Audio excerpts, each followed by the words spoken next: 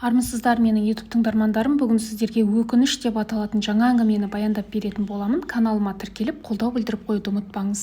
Зорға шыдап келемін. Қасымызда балалар болған соң ғана өзімді күшпен басып, зорға шыдап келемін. Қырсыққанда жолда бітер емес, әлде мұны да бұл сұмырай әдейі істеп келе ме? Қаным қайнап келеді, қаным қайнап. Оған айтар әр сөзімді іште қайталап, айтып жатқан кезімді көз алдыма елестетіп дайындалып келемін. Төзе алар емеспін, осы бір қылықтарына төзе алар емеспін. Содан арасында оған жалт қараймын. Ішке жиналғанның бәрін лақ еткізгім келіп оқталамын да, артта отырған балалар есіне түскен соң тістеніп, кері шегініп, қайта терезеге қараймын. Көргім келмей кетеді оны менің.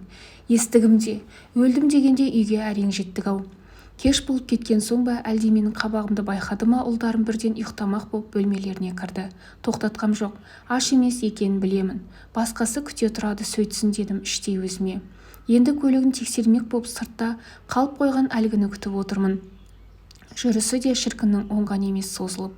Ол келем дегенше бара салғаным мың есе артық. Сол себепті аулаға өзім шықтым.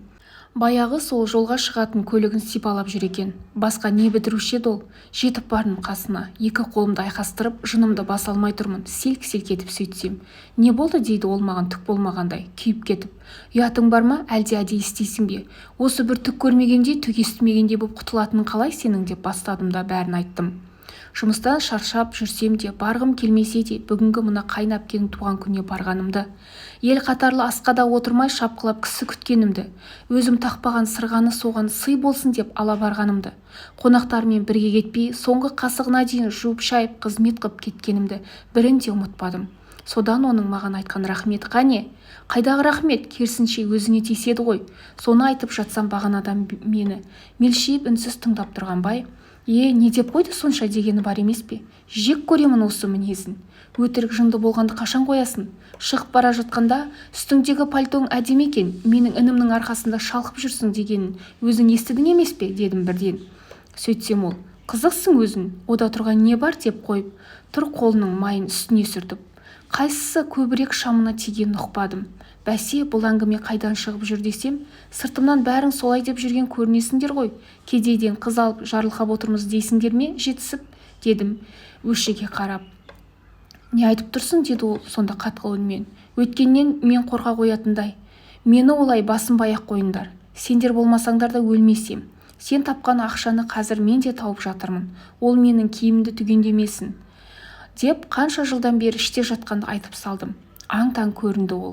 Дәл бір шынымен-ақ мұның бірін білмейтін кісідей. Саған не көрінген? Шала бүлініп. Жоқ жерден дау шығарма. Үште жолға шығып кетуің керек. Ең болмаса 2-3 сағат ұйықтап алайын. Әңгімені көбейтпеші деп бұрылып үйге қарай бет алды.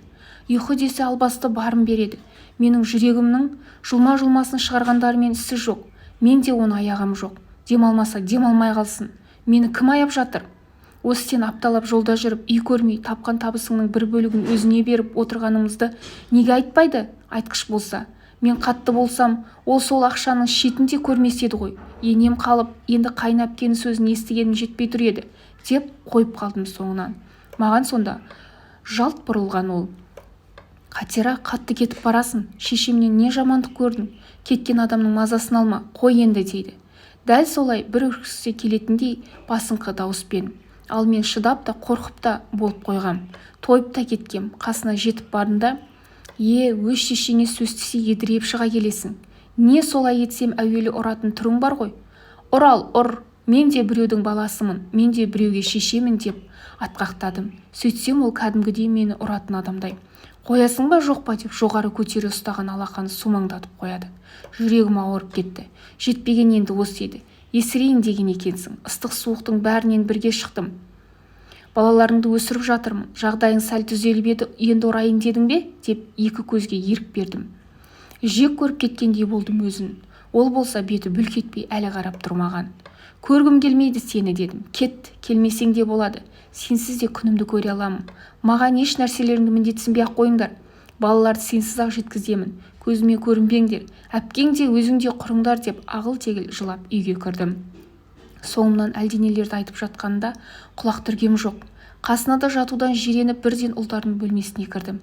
Сөйтіп еденге көрпе төсеп алып, өксігімді баса алмай, солқылдап біраз дөңбекшіп жатқан соң ұйқыға кетіппін. Арада қанша уақыт өткені белгісіз, есік қаққандай көрінді. Ұшып тұрдым. Таң атып қалыпты. Беймезгіл уақытта келуші кім? Бірден есік ашуға жүгірдім. Аштым. Қарсы алдымда бір қор адам тұр. Кешегі қайын әпке де бар. Жезде де. Тағы да бірнеше адам. Бәрінің өңі қашып кеткен. Қайын әпке тіпті солқ-солқ етеді. Жүрегім сырқ ете түсті. Әлденені сезгенде кері шегіне бердім. Бірақ не сезгенімді өзім де әлі ұғар алар емеспін. Олар да қарсы басып келеді. Кенет әпкем көз жасына тұншығып бара жатқандай. Жарығым-ай, енді қайттық деп зорға демін ішке тартып, бет орамалымен бетін басты. Неге екені менің оны тыңдағым келмеді. Шегіне бердім, шегіне. Әлгі Жомарт та төсегіне жабысып қалғандай бері шығар емес. Тірі болса ендігі оянуы керек еді ғой. Бір кезде әлгілердің ортасында қалып қойғанымды ұқтым. Бірі арқамнан қағып, бірі бетімді сипап жатыр. Бекем бол айналайын. Балаларым үшін ең болмаса сен мықты бол дейді тағы бірі. Осы кезде әлдебіреу тас төбемнен бір қойғандай көрінді. Бәрін шетке жұлқып итеріп тастадым. Бірі қайта қол созып еді, онысын қағып жатып. Жоламаңдар, келмеңдер, ары жүріңдер, шығыңдар үйімнен деп айқай салдым да, олардың біраз шегінгенін көрісімен бөлмеме жүгіріп кіріп, есікті іштен іліп алдым. Сөйттім де кері қарауға жүрексініп біраз тұрған соң, жаймен бұрылып бос төсекке қарадым. Жоқ, кетіп қалған екен. Ешкім жоқ, жалғызбын. Сол сәтте-ақ тұрған жерімде қос тізеге жығылдым. Алла дедім бірден. Көзімді көкке көтеріп, бөлме ішінде тізерлеп жүріп, алтыным, мейірімдім, рахымым мол қайырымды жақсы Аллам, жалынайын, жалбарынайын. Қаласаң құлың болып кетейін, тек өлтіре көрмеші деп жалындым. Ұқтым артық кеткенімді. Жаратушым берген бағыңды бағаламағанымды, иттік жасағанымды ұқтым. Кешіре көрші алтыным, бір рет, тек бір рет қана кешірші. Bir жолға ашуыңды берші, айырмашы деп кешірім сұрадым. Ұмытпаймын, осы бір қатемді кешірсең кешірімді, жақсы Аллам. Bir рет көз жұма қарасаң, енді еш уақытта күпірлік етпеуге ант етемін деп сендірдім. Одан да өзге көп нәрсе айттым. Сол тізе бүккен қалпы төбеге алақанымды көтеріп жүріп, өз жасыма өзім тұншығып бара жатып оянып кеттім. Бастырылып қалған екем. Бетімді жас шайып кетіпті. Ұшып тұрып сағатқа қарадым, 3 болып қалыпты. Бөлмеден атып шығып өз бөлмеме кірдім. Жоқ, төсек те жиюлы, кетіп қалыпты. Тағы да білмей қалған екем. Аттандап далаға жүгірдім, еңіреп келемін. Жалаң аяқпын, аулаға шыққан бойда Жомарт деп айқай салдым.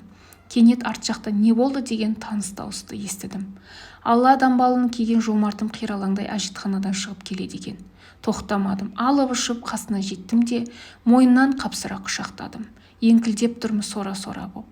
Оның не боп қалды? Біреу қоңырау соқты ма? Тыныштық па деді онымнан шошынған ол. Мен жай ғана басымды шайқай бердім. Адамдар жанымызда жүргендердің қадірін өлгенге дейін білейікші.